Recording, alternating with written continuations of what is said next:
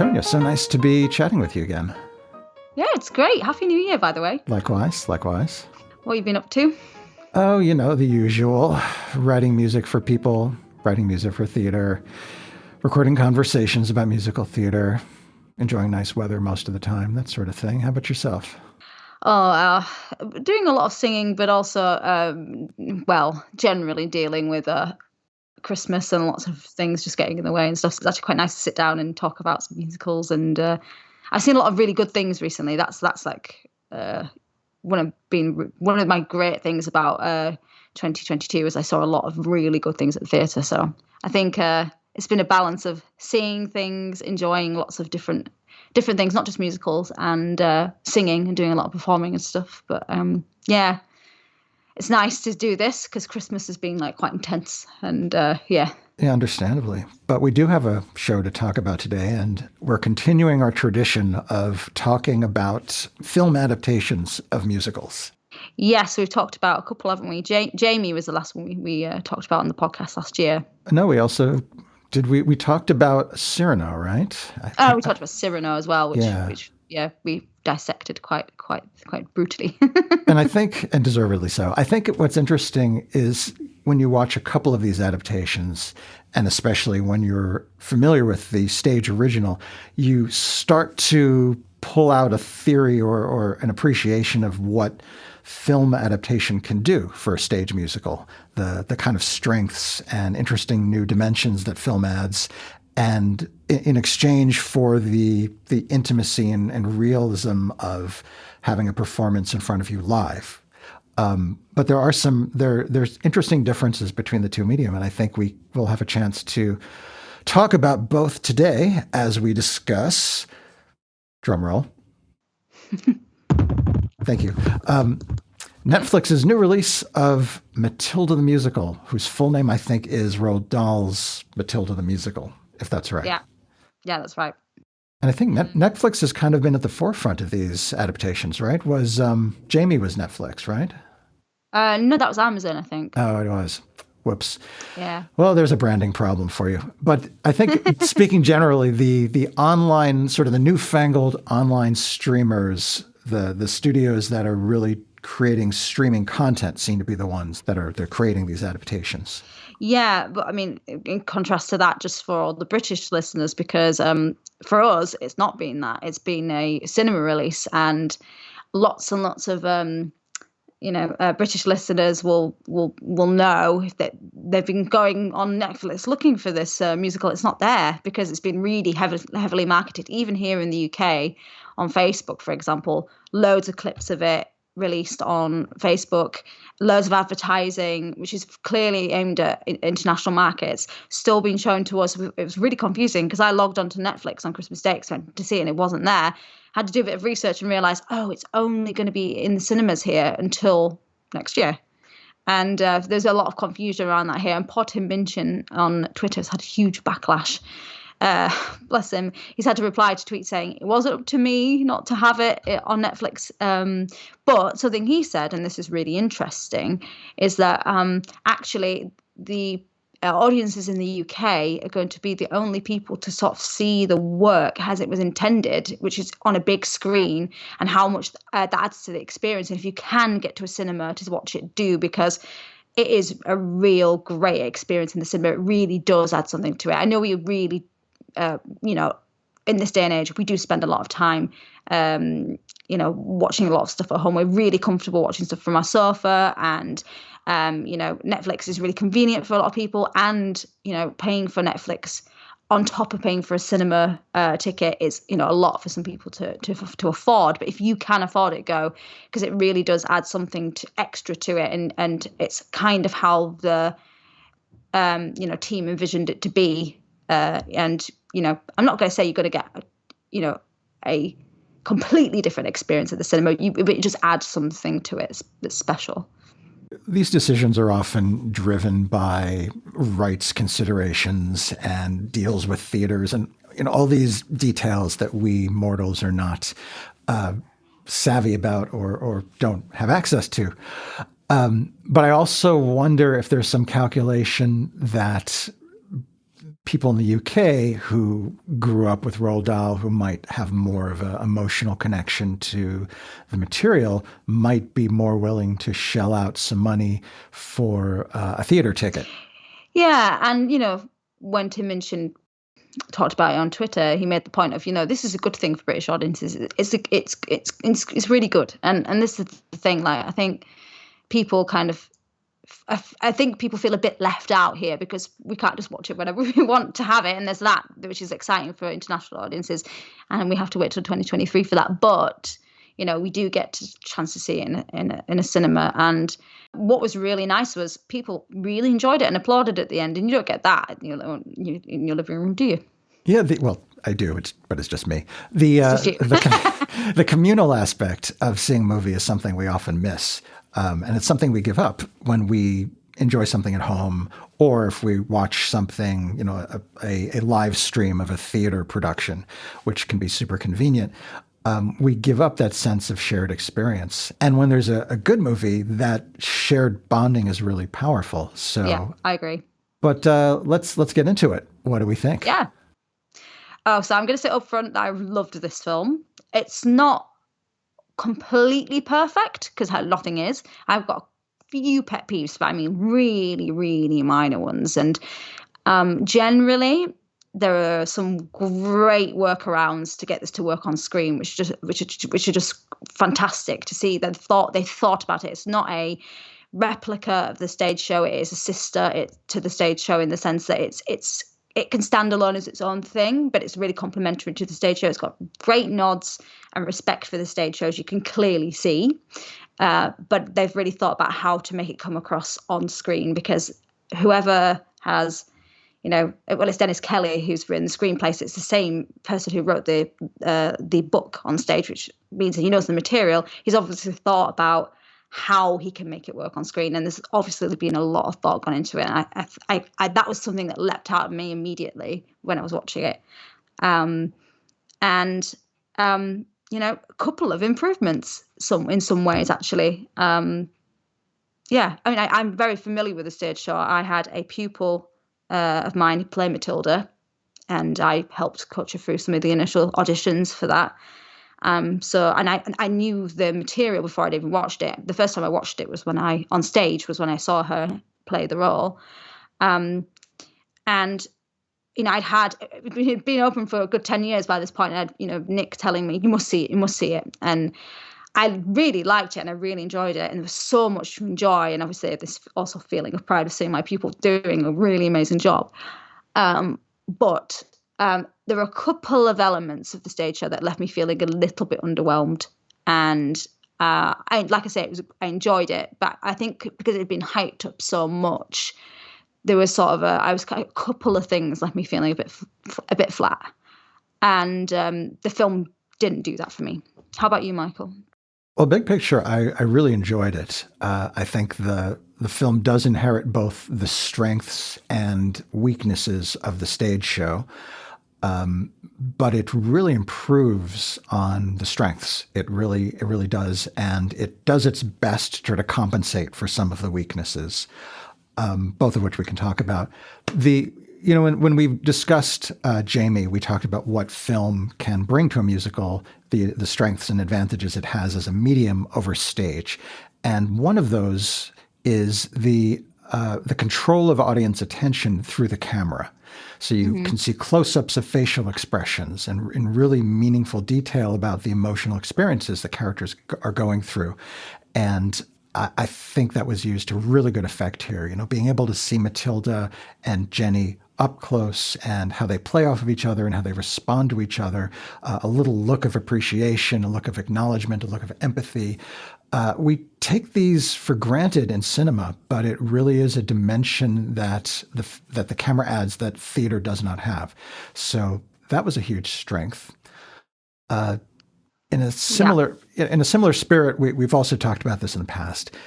In a film musical, you can cut away during a song and show examples of what the song is about. You can show a flashback or a montage or a concurrent series of events that all exemplify whatever general thing is in the lyrics.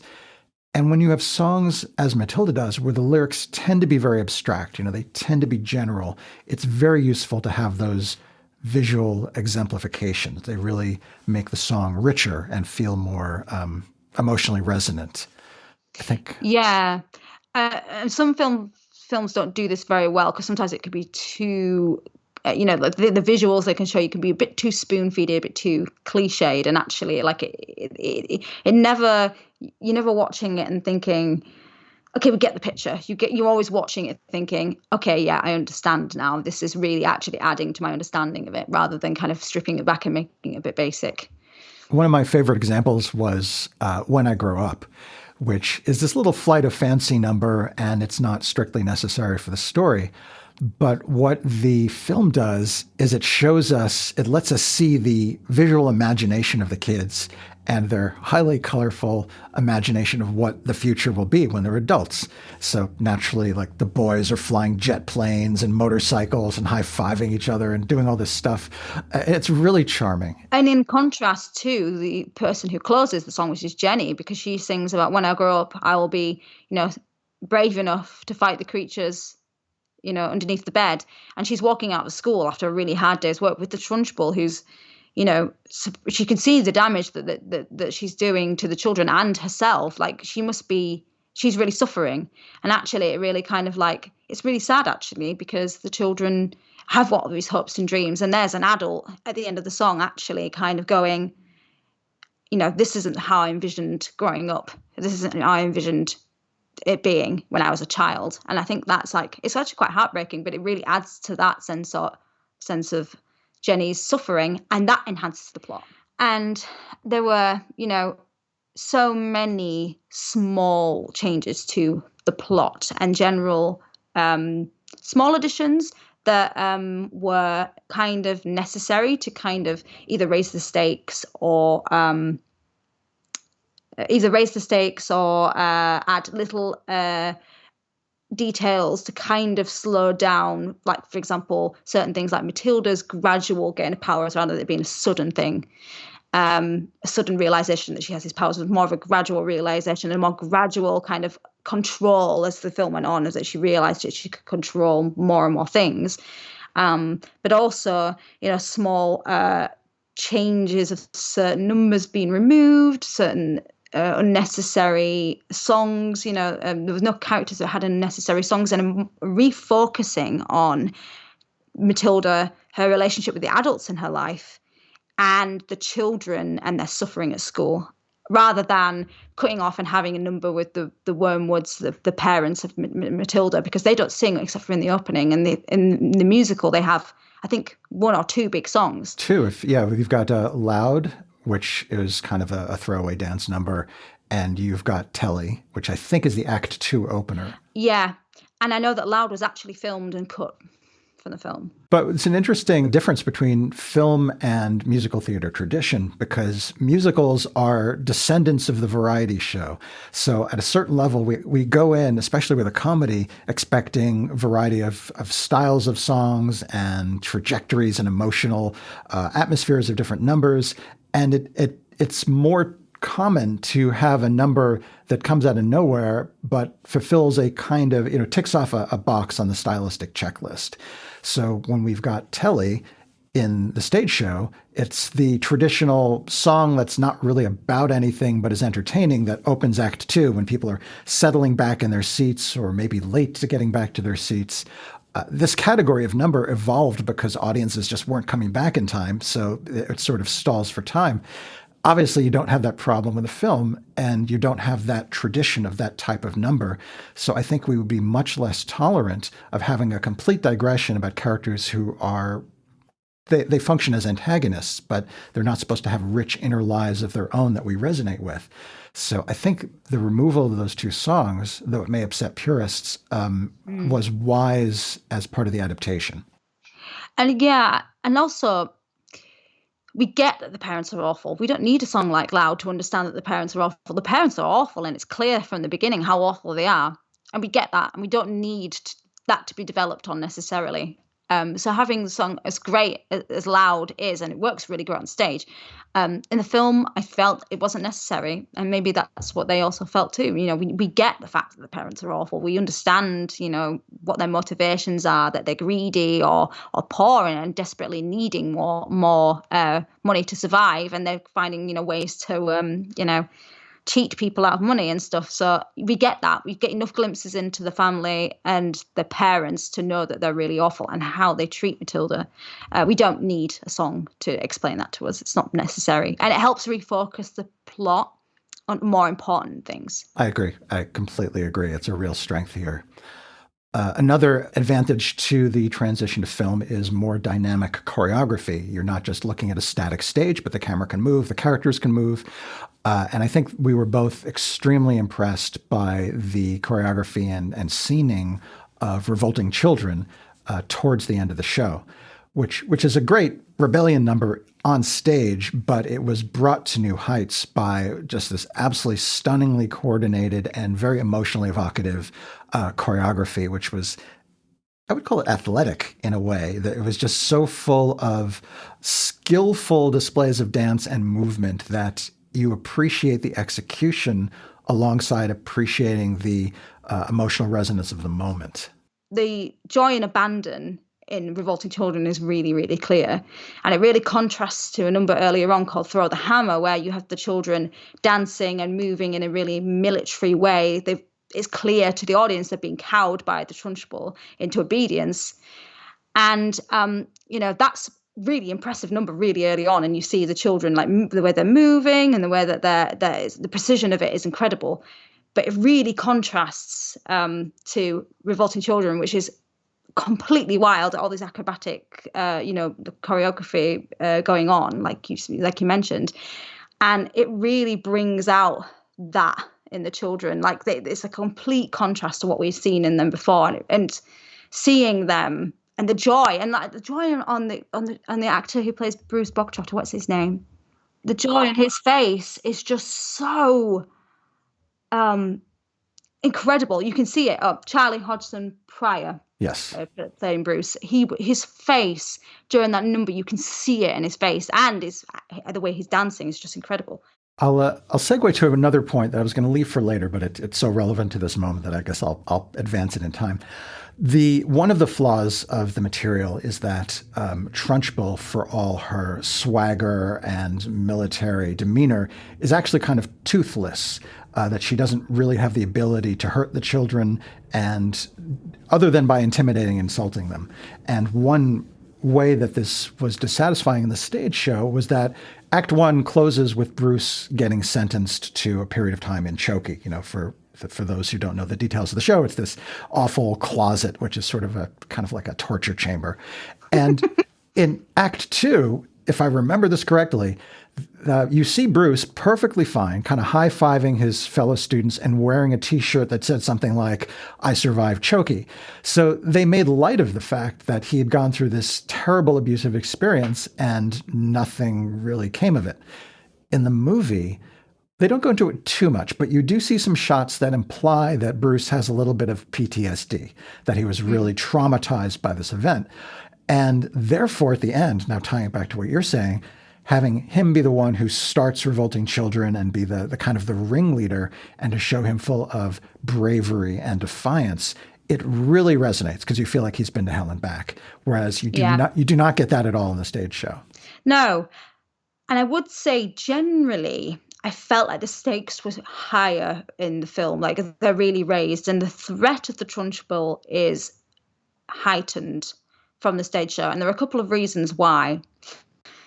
And I think that on stage, and my partner, who's also saw Matilda on stage with me, agreed, and he also saw the film, was that the Trunchbull is often played for comedy and laughs on stage. And I think it's partly down to the fact that the Trunchbull is portrayed by a man, because it adds a whole sort of almost an element of ridiculousness, for lack of a better word, to the Trunchbull. It kind of makes her ridiculous. And I'm not saying that, the actors who portray the Trunchbull on stage are not good. I don't know. There was just an element of she's a bit less threatening on stage because she's slightly comic. And when you have slightly comic baddies, it can sort of lessen the villain in them. Do you know what I mean? Yeah, they don't feel as efficacious. They can't do as much damage. Yeah, exactly.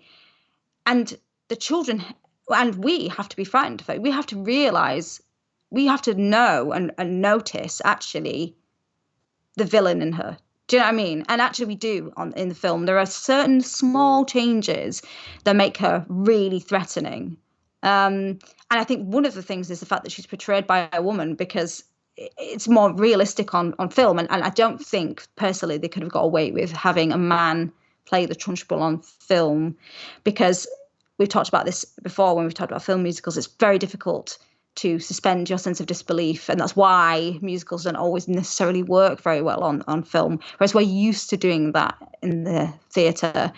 And we're also used to seeing men playing women on stage in the theatre. That's not an unusual thing. Right. So that in itself, I think, lended an air of, real terror in the film. And I felt it's quite scary in places, actually. And I think she is quite frightening, and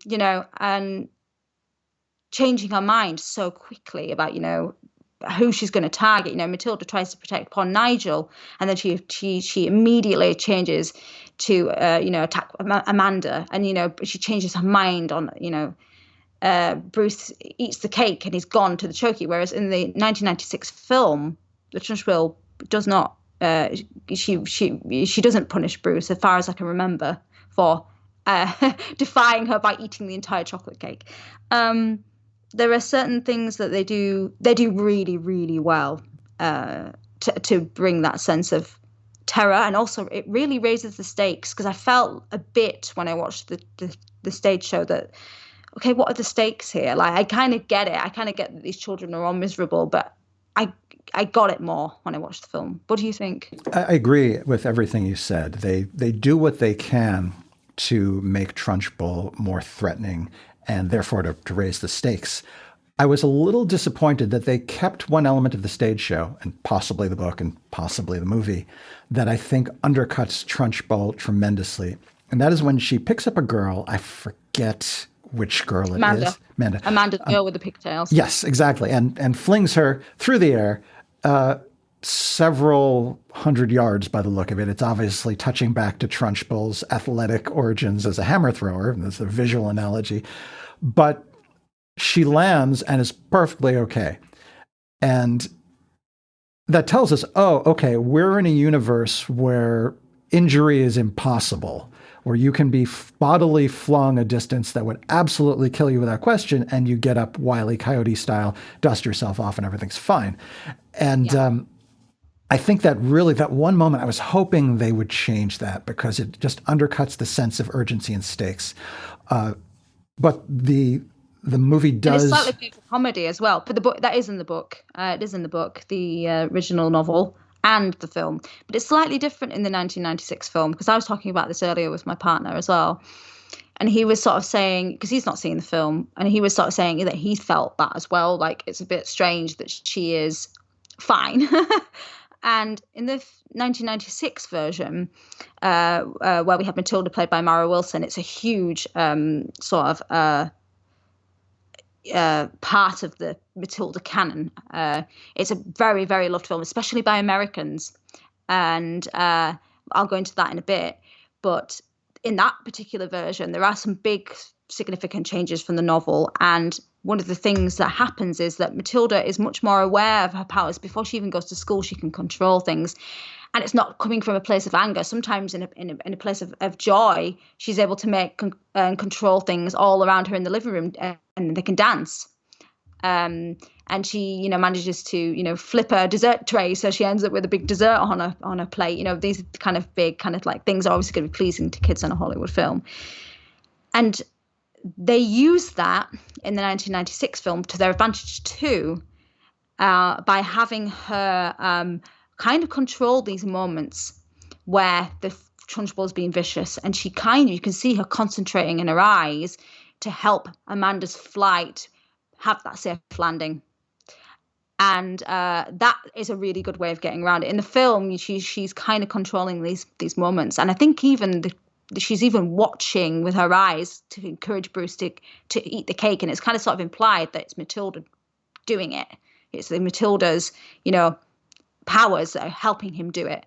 Whereas in this version, which is more true to the book, Matilda develops these powers and it's more of a gradual thing. And it's only as she's going to school to try and defeat the Trunchbull, she's got this idea and this plan in her head that she's actually practicing and keeping and getting control of these powers.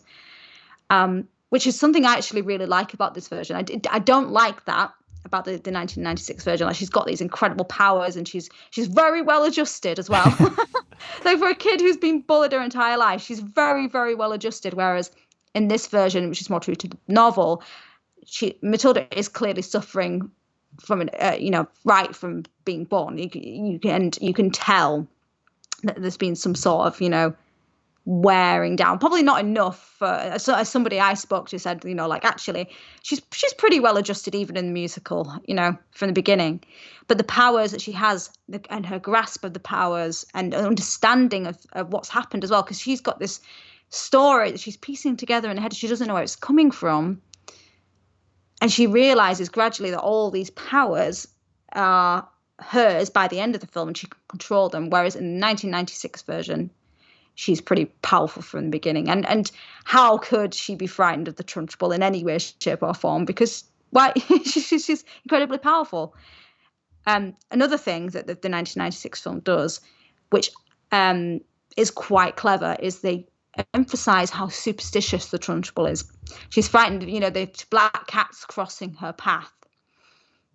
And Matilda goes to her house and spooks her by controlling certain things in her house to spook her, to kind of figure out what she's frightened of. She's actually frightened of ghosts and the ghost of Magnus, Jenny's father.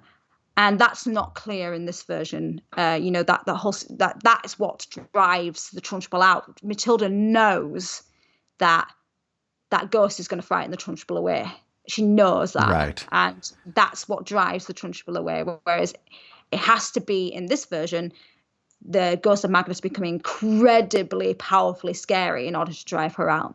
And we know that she's frightened of a couple of things. She's obviously frightened of newts. Right. We realise that, being attacked by newts and things like that. But yeah, there are a couple of things that, that are from the 1996 version that are very familiar to audiences and that do improve on the plot. And we don't get that here, but we have other ones. I don't know if I'd like it if the musical had Matilda's being really powerful and having all these amazing powers from the beginning. I like the fact that it's a gradual realization. It's a gradual growing into herself. I think that's really nice. But I can see why they chose to go down the route of she's quite powerful in the 1996 version. I think one of the things that the show has always struggled with is the question of, is Matilda confident, well-adjusted, and invulnerable throughout the entire thing, sort of, sassily defiant of everything and just moderately inconvenienced by occasional threats of punishment? Or is she someone who is lonely, traumatized, bullied, and very emotionally vulnerable? And it seems a little bit perverse to say, gee, I wish the film had more traumatized children. But from the standpoint of a musical, you root for people more the more that they suffer.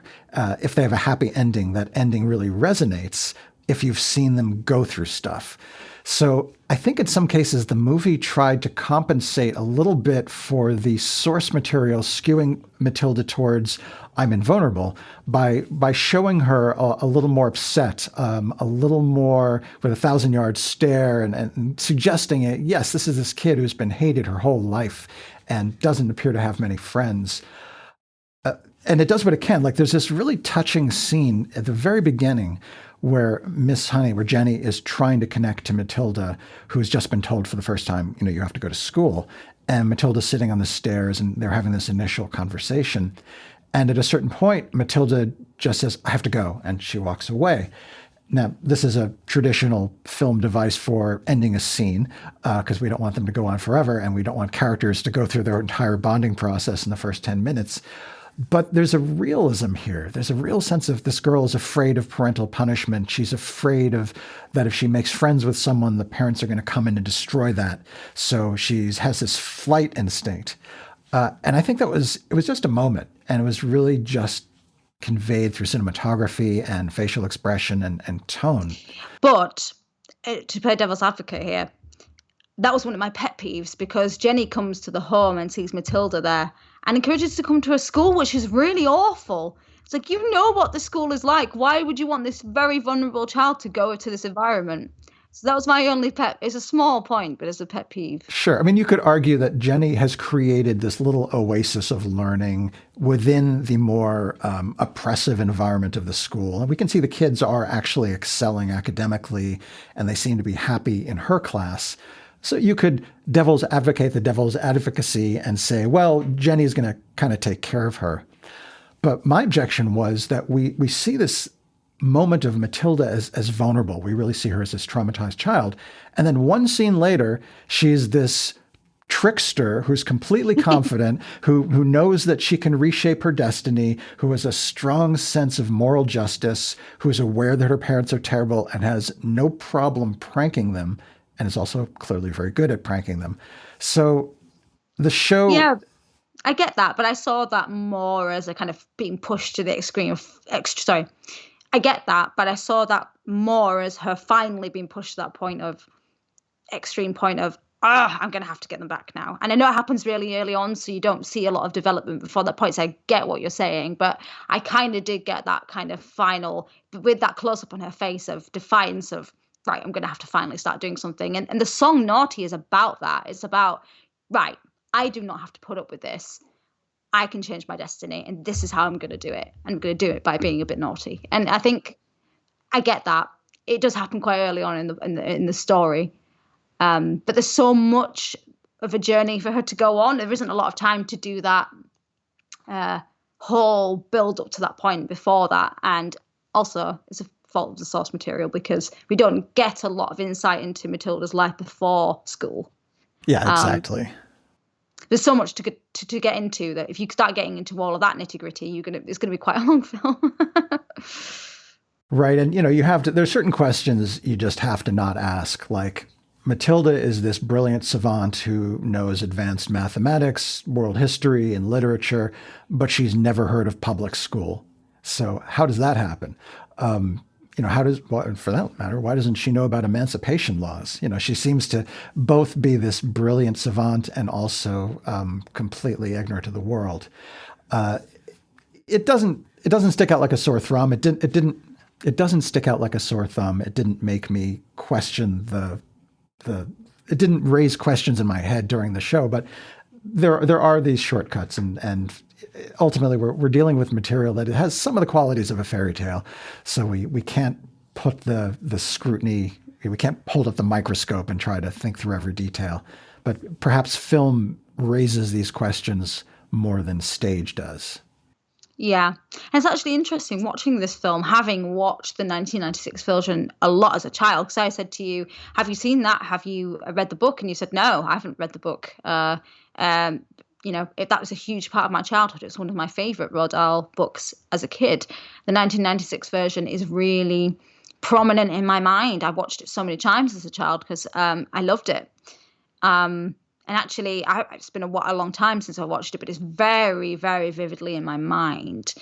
And as a child, I loved it. But as an adult who is more aware of what it takes to make a good story and how to make things work on screen and how to make things work on stage and how to make new film musicals work on film, there are some things I think about it and I think, gosh, that's really departing from source material. And I know this, a lot of American listeners won't like this because it's very, very beloved to a lot of Americans. A lot of British people don't feel like that about the 1996 film. They say it's a huge departure from the source material. It's set in America. There's lots of like small additional details or lots of sequences added for sort of action sequences added to that film, for the kind of, Hollywood audience. And it's a very, very much a very, it's a very Hollywood version of Matilda, whereas the musical was praised because it was very close to the source material. It was very Roald Dahl in tone and quality, and this film version is trying to do the same thing as the stage show. In that sense, it's trying to be true to the source material. It's trying to be, they're thinking about the source material and the plot and how to enhance all the brilliant things in the original novel. They're not trying to, and at the same time making it great for kids. They're not just thinking about making a big Hollywood blockbuster that's going to make a lot of money. And there are still great things about the 1996 version. I know it is really loved by people, and there are some, like we talked, there are some great advantages to that film.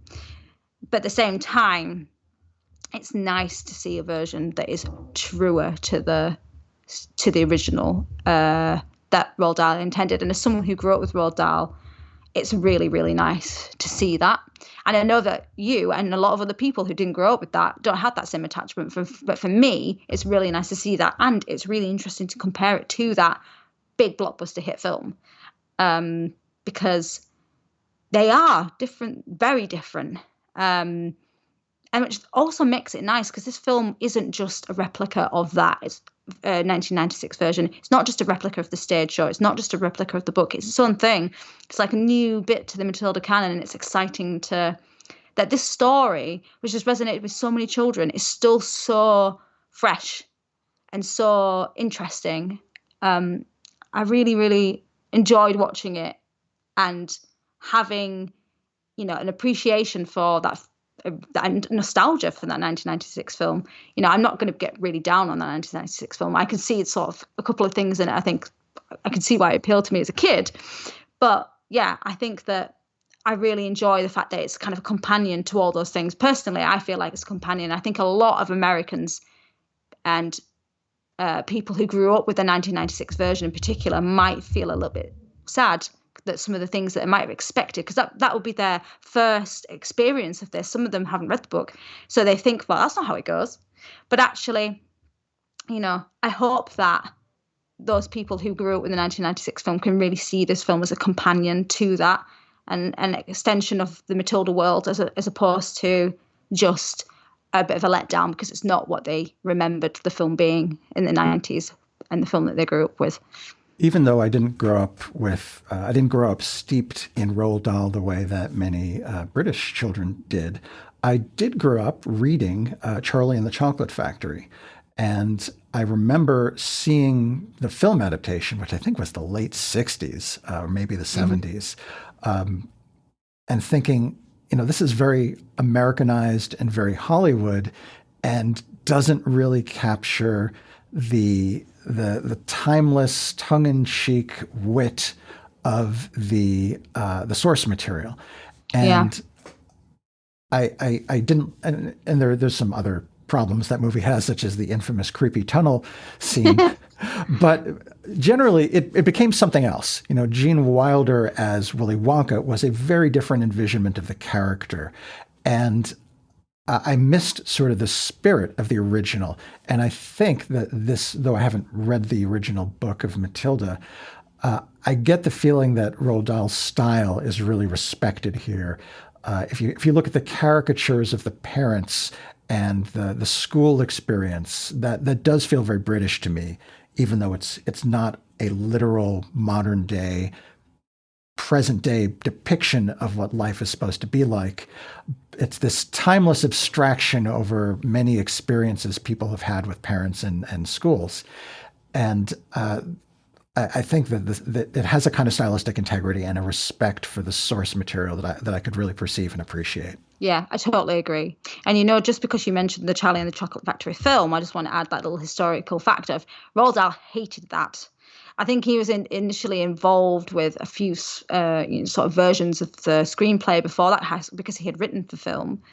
He'd written screenplays for film, but he hated it. And he actually hated it so much that he said that no one was allowed to write any film adaptations of his works within his lifetime. And this is the first major thing, really, the first major Roald Dahl film, other than the Tim Burton adaptation of Willy Wonka, that came out a couple of years ago. It's a and you can tell, I think, because obviously they had to approach the Roald Dahl estate to get the permission to do this. So there must have been some agreement to try and be a bit truer to the source material.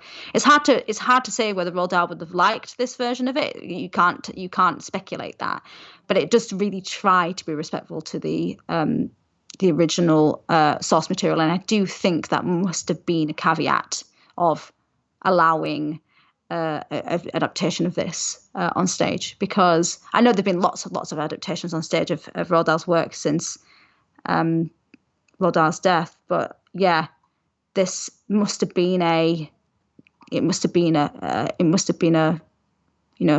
important part of its development. Absolutely. I mean, I think what the film really brought home for me that the stage musical did not as effectively is this central idea, right, of you've got a young girl and an adult woman who have both faced abuse and bullying. Mm-hmm. And they've adopted different strategies for dealing with it. So you've got Matilda, who is defiant, who has a strong moral center and is not afraid to call out injustice. And you have Jenny, who is much more cowed, much more intimidated. And what she focuses on is doing the best with what she's got. She's got this modest little shack and she decorates it lovingly.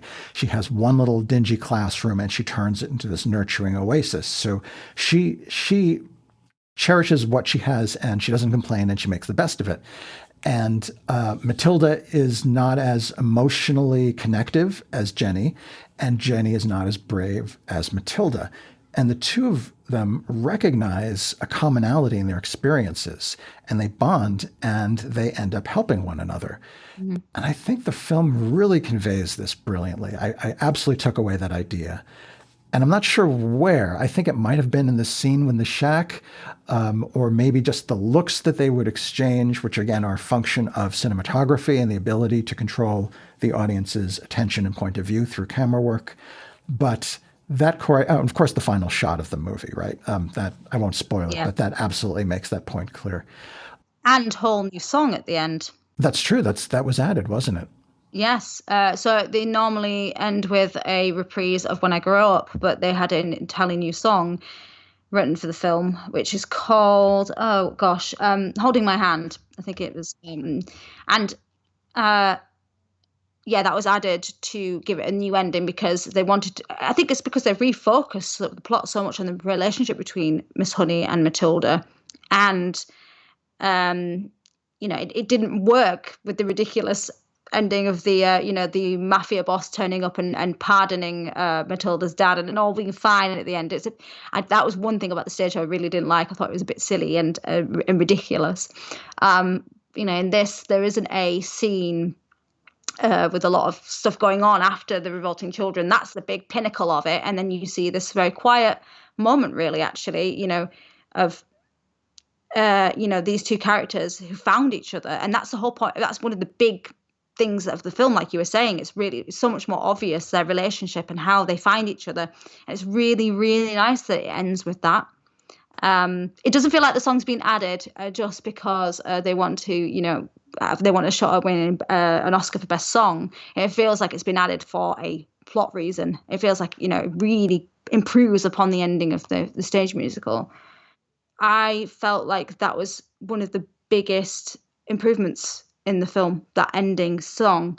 And I really enjoyed how not only did they show the relationship between Matilda and Miss Honey in that moment, but they also showed how the school changed into this really big friendly place. Yes, absolutely. And that was an improvement as well, because you get a glimpse of that. I think the adults, I think Mrs. Phelps and Miss Honey explain how the school changed. And there's this beautiful shot of the Trunchbull's office at the end and how it's become this beautiful place where all the children can go to because they're forbidden from it early on in the film. And all these children are obviously being loved. And I think that's really, really nice because you get to see that as well as this, new beginning. Because it's a new beginning for Matilda. It's not an ending in a way. It's a new beginning for Miss Honey and Matilda. It's really, really special.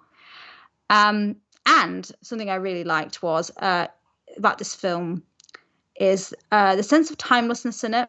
because can't quite pinpoint where it is in time. There's no mention of computers. Obviously, the Trunchbull has these, kind of security cameras and things, but there's no sense of where it is in time. The school uniforms they're wearing are really old-fashioned, and it's almost like, the things that they wear for PE almost make it seem like a sort of, like a prison. And in the last shot, you see all these children wearing modern school uniforms. It's kind of school uniforms I wore as a kid in the 90s, because it hasn't changed much. It's pretty much the same things that kids wear today, and it's so lovely that children can recognize themselves in it, and you don't get that in the stage show. It's just a really special moment at the end when you get to see all these children who've come so far, and they're just like the audience who are watching it, and I think it's really, really nice. An interesting question is, would that song have worked on stage at all? Because to me, it seems like the song's lyrics are so general. It really could be a crossover style song that finds life as a cabaret piece or a pop tune. It's not very specific to the story, but when superimposed on that montage that you described, it's enriched, and it enriches the montage. I think on stage, it would have felt fairly generic and unsatisfyingly abstract. So I think unless they had managed on stage to approximate the montage and show the transformation of the children in the classroom, which perhaps could have been done, but not in the same way that film can do it. So it's an interesting question. Is this an intrinsic difference between the two media? And do certain kinds of songs make sense for film musicals that would make less sense for stage shows? I think in this case, absolutely yes, because I don't think it would work on stage. It's a very quiet moment in many ways to end after Revolting Children as well. It's a very quiet moment to end on. And the last shot, which we don't want to ruin for the listeners, is a really beautiful, quiet, peaceful moment. And yeah, I can't imagine that working on stage necessarily. But yeah, it improves upon that idea that the stage show is trying to, the story that the stage show is trying to tell you about these two people that find one another. It just kind of adds an extra element of that to the film and emphasizes that relationship. And it just, like you say, it works because of what you can see on the actors' faces closer up, the montage that it can give you. It would, in my opinion, it wouldn't have worked on stage. And but I can see why they needed to change the stage editing because it wouldn't have worked on film. Do you remember when we were talking about the film version of Jamie, we discussed the song where the mentor talks about his life in social protests in the 80s. And we see this flashback of the times. And we remarked that because the film could show us the subject matter, the song felt rich and relevant, whereas it wouldn't have worked on stage for the same reason. I think that could be said. You see the kind of parallel between this and the final song here. Yeah, I agree. Totally agree. There are, obviously, we talked quite a lot about big differences in terms of, plot or the way the numbers fall compared to the stage show, what's been cut. There are lots of things that are really nice nods to the stage version as well. The choreography, there is, the school song, the choreography where you see them through the gate and there's the kids doing the choreography where their hands are on the bars. That's from the stage show. Yep. And the Matilda pose on top of the roof, they couldn't have got away with not putting that in. That needs Yes. to be in there. It's so iconic.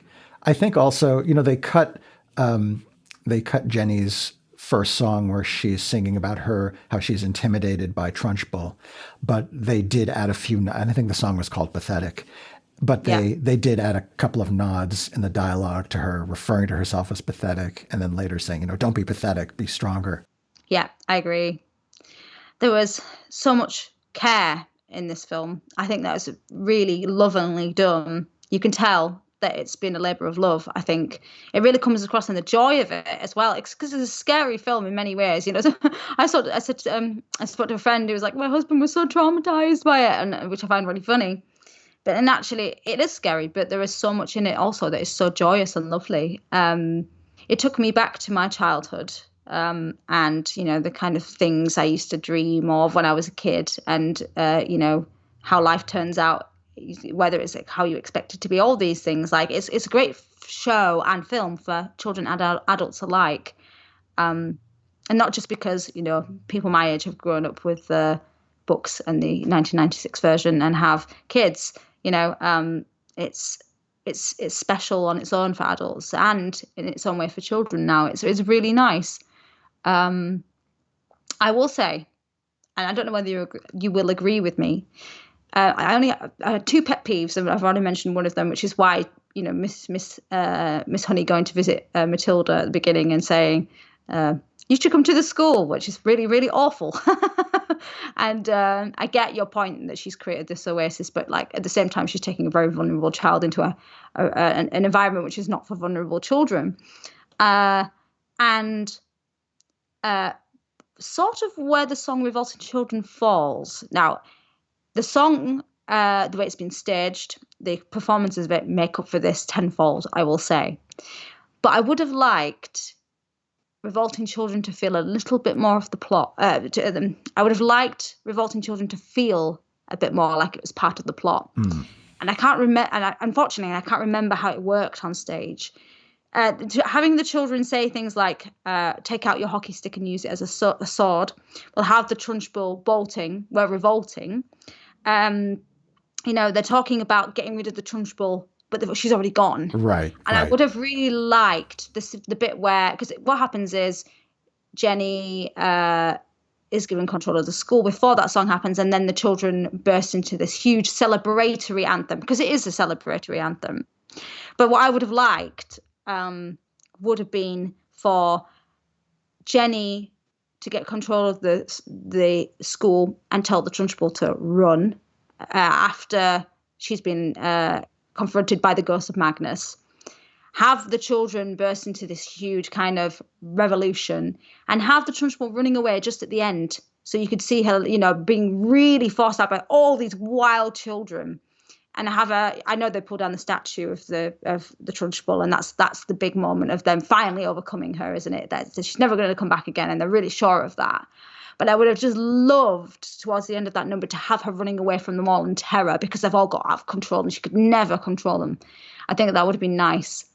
But that's it seemed a little, in a way, it seemed a little bit like an afterthought rather than being part of that moment of the Trunchbull leaving. And I would have that's the only thing I would have liked in the entire film to be different. I think they should have replaced a few of the lyrics which implied that they were in the middle of a revolution rather than celebrating the conclusion of a successful revolution. Yeah, I agree. But like I said, the number is so amazing that it makes up for that small point. I mean, when I'm really nitpicking, this is how good a film it is. When I'm really, really nitpicking, it's going to be good. If I had to nitpick, well, all right, that's a little more than a nitpick. My biggest complaint, I think, ultimately are the lyrics. Tim mentioned is his songwriting abilities sometimes, to me, start to approach Lennon and McCartney level of just having these melodies that are so natural, and they are part of the pop music vocabulary without feeling like they're rooted in a particular era. And at the same time, his lyrics are so clumsy, and there's so many forced rhymes. He literally does have revolting rhymes, even though he But you know jokes where that about comes from? Revolting rhymes is a book of Roald Dahl poetry. That's where that comes from. Oh, interesting. Well, it unintentionally refers to the lyrics maybe in a way that wasn't intended, but at least what we can say is that the spirit of the lyrics, their heart is always in the right place, even if they're technically often very clunky. And I'd rather have well-intended but clunky lyrics than to have lyrics that are emotionally ineffective but technically perfect. I kind of agree. I see what you mean, but actually, I don't think the lyrics are that bad. I never sit there and think, "Oh God, that's awful." There are actually some lyrics I quite like. I think some of the lyrics in "Revolting Children," when he's saying "to L8 for you," is a little bit. The text speak is a little bit too dated.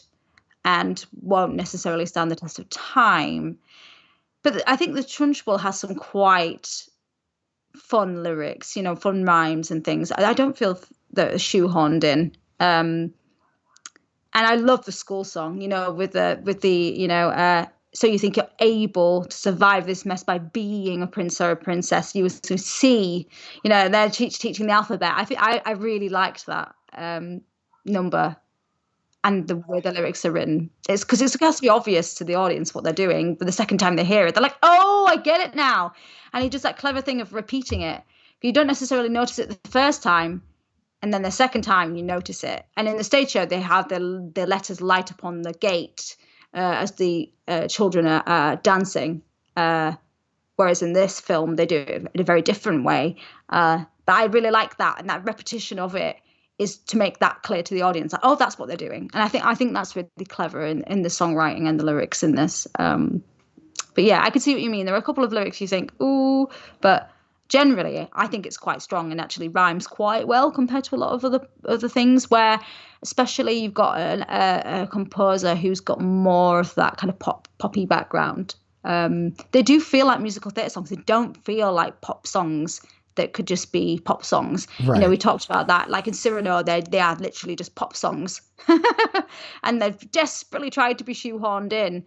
And these do really work within the structure of the story. They work to advance the plot, despite the fact that they're quite poppy songs. They still feel like musical theatre songs.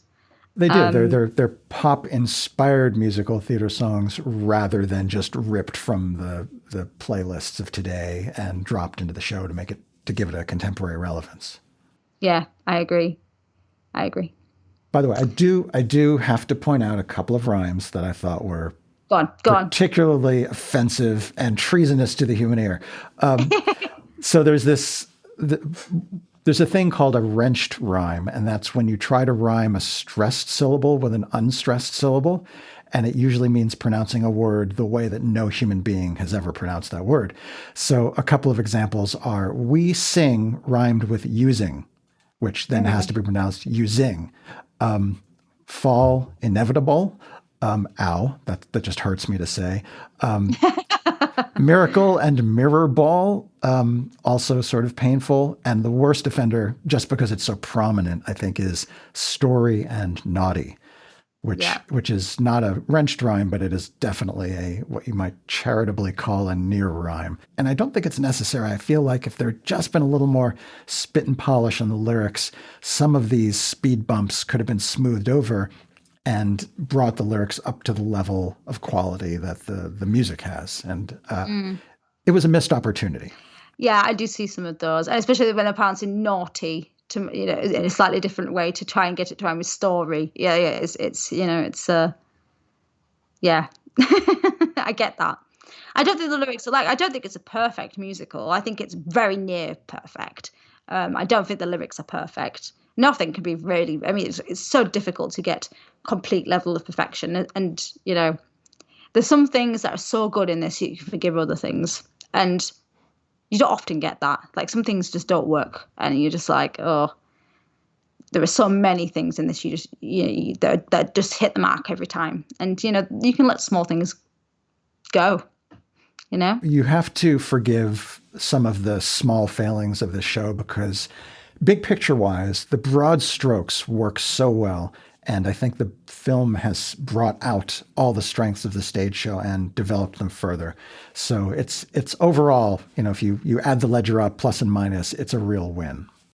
Yeah, I agree. And I won't be able to watch it again until it's on Netflix. I won't be able to watch it again to my heart's content, which is a pity. But I would watch this again. If I can get to the cinema to watch it again, I will, just because it's so wonderful. It filled me with so much joy when I watched it. And yeah, it's one of those films I can see myself going back to and revisiting and watching again. Mainly because there's so much detail, like just in that one scene of Revolting Children. I said to Mike, before we started recording, hang on a second, I'm just watching Revolting Children again, just to refresh my memory, but also see what else I could spot in it that was amazing and interesting, because there are so many details in this film that I would only be able to notice on a second watch.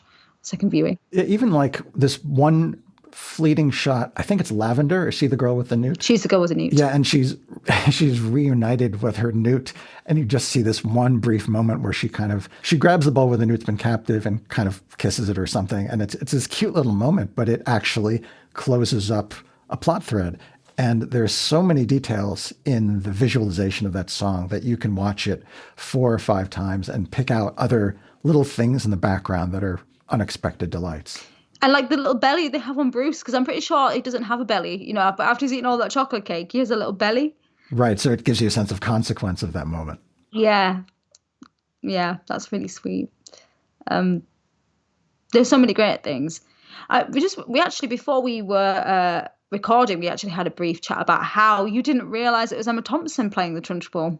I didn't look at the credits, and it was a pleasant surprise to see how well she had become that character. Yeah, she's one of the big, don't get me wrong. The kids in this film are incredible. There are so many good performances. I think it's Alicia Weir who plays Matilda, is stunningly good. For her age, she's so young. And the Red Beret girl is, she's actually a backup dancer for, pop singers and all sorts of things. I think she's like 14. Oh, she's 15 now, I think, but was 14 when this film was made. 14. Some of these kids are just out of this world talented. And, standing and holding their own against Emma Thompson, who's stunningly good in this film. We talked about this briefly off air, but we talked about how much backlash Emma Thompson has got for the portrayal of the Trunchbull, and how some musical fans are a little upset that it's no longer played by a man like it is on stage, and how the Trunchbull is now portrayed by a woman. And there's also a group of people who are very upset about the fact that they have put Emma Thompson in prosthetics and a suit to sort of bulk her up and make her a little bit more intimidating and muscular and things, a bit more buxom and things. And a lot of people were very down on it before they'd even seen the film and seen the trailer alone. And I hope that those people who were quite down on it actually recognise how good a performance this actually is. Now, if they see the film, I really hope that they'll go, oh, actually, this works. For 2 reasons, because we talked about and touched upon this earlier, having the Trunchbull played by a man wouldn't work on screen because you can't suspend your sense of disbelief, and we're too used to seeing realism on film. And on stage, you can get around that because we're used to seeing men on stage portraying women. Whereas in this, it just wouldn't have worked, I don't think. And it really just add a sense of villain to the Trunchbull, which we touched upon earlier. Like it makes her more real and less comic. And then also you've got the incredible performance by Emma Thompson, who is really good in this. Like she's got some really good singing chops on her. Like I was so impressed, like really impressed with her singing and the way she was moving. And it's a really brilliant acting performance. It's not just down to the prosthetics and the suit that they put her in. Yes, I know it's a bit frustrating sometimes as an actress or an actor when, you think, oh, they could have had someone who fits that role more in terms of looks and things. But actually, it would have been really difficult to cast. I can't think of anyone I would have cast instead of her in that role who would have been able to be that intimidating and had the correct look, who could have moved in that way, because she moves in a balletic way and moves in a very athletic way, and actually that would have been a big ask for an actress to do anyway, and also on the point of fat suits and prosthetics, I get that, like changing your look, they could have cast someone who looked right for the character, but also, actors do stuff like this. We put costumes on and we pretend to be people we're not. And there is a whole element of that in this. She's clearly playing a role. That's part of it. It's not what makes her successful in this role. Yes, it helps. It adds an element because she's an actor. Do you know what I mean? It helps to create the character, but it's not the only thing that makes the character of the Trunchbull. It's her performance. And I really hope that people who are really down on it down on her performance. Actually, look at the performance. Go, this is good. I agree. And as long as we're discussing casting, I want to single out for praise Lashana Lynch performing Jenny, because I thought her characterization was just spot on. I mean, I cannot imagine that role being done better.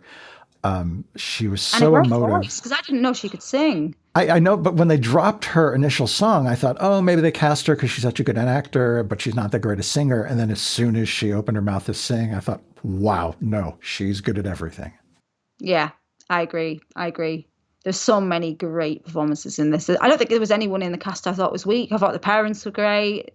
Yeah, I'm trying to find their names because I haven't managed to memorize everything.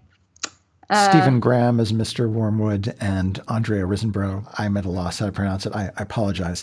As Mrs. Wormwood. As Mrs. Phelps was great as well. And they were all fantastic. Really, really good. I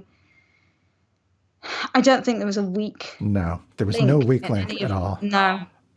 They could not have cast better. It was just a delight. And you really appreciate good actors when in all the little details. And again, in film, the camera gives you the occasion to see everybody's performance with a level of clarity and detail that the stage does not always offer. Yeah. I also had to add two extra things on this.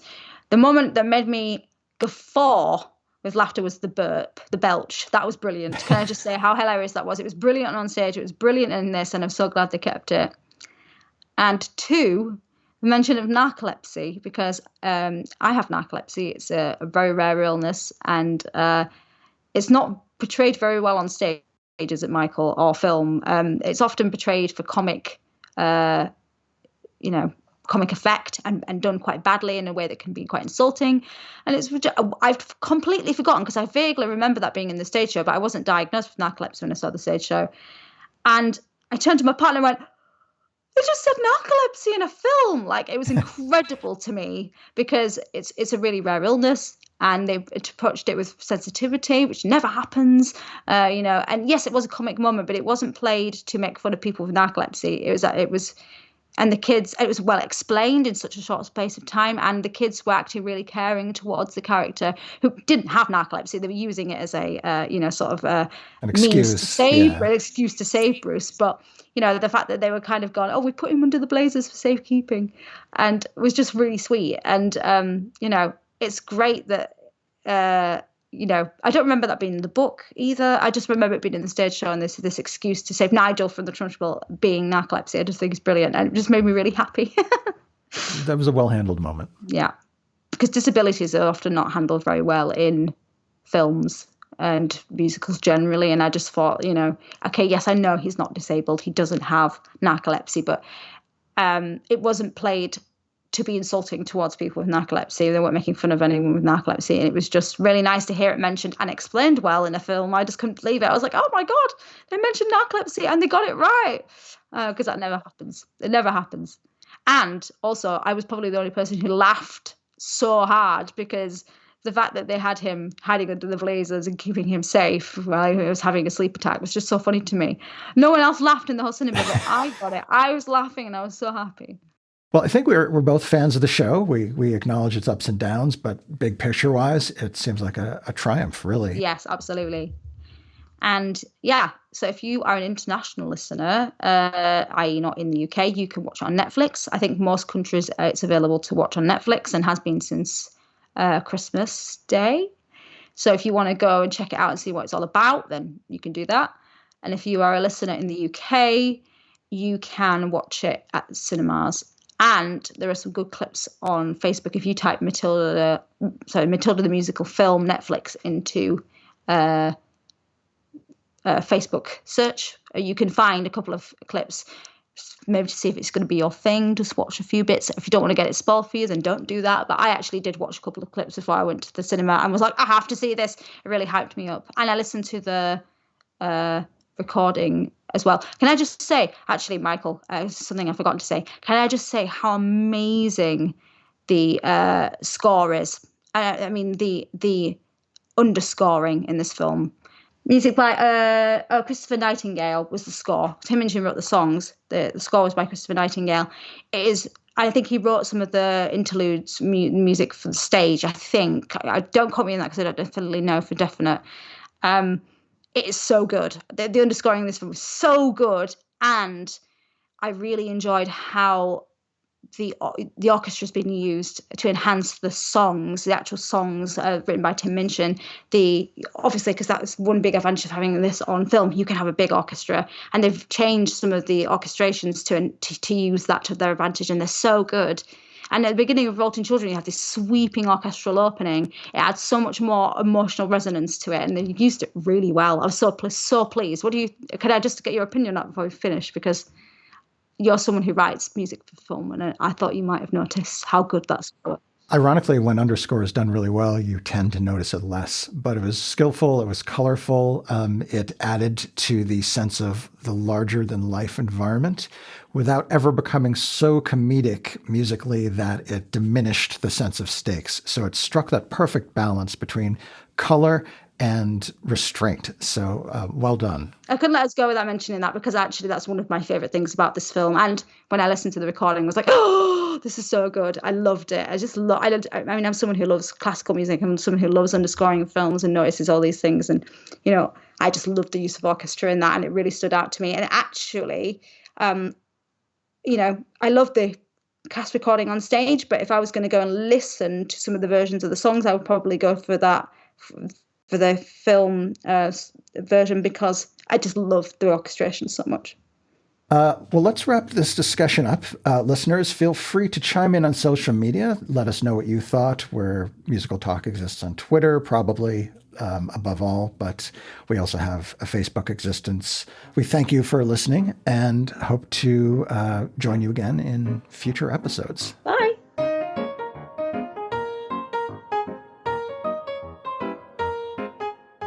For more information about Musical Talk, please visit our website at musicaltalk.co.uk. You can email us at feedback@musicaltalk.co.uk, listen to past episodes on iTunes and YouTube, and follow our social media channels on Facebook, Twitter, and Instagram.